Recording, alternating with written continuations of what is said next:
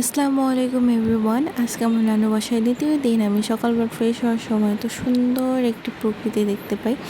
দেন আমি দেখছিলাম আমার মামি নাস্তা বানাচ্ছিল। দেন আমি সকালবেলা এক চা দিয়ে একটি রুটি খেয়ে আমার খালা বাসার উদ্দেশ্যে রওনা হই। আমি আর মামাতো বোন যাই।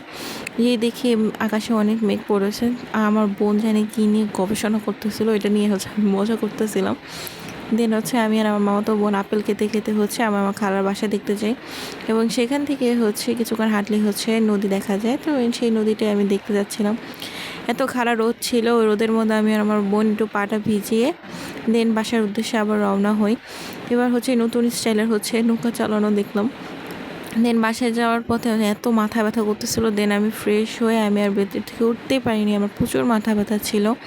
দেন এই অবস্থাতে উঠে আমি দুপুরে লাঞ্চ কমপ্লিট করে রেডি হচ্ছিলাম, এবং যে ভয়টা ছিল যে বের হওয়ার সময় বৃষ্টি পড়ছিল অনেক জোরে।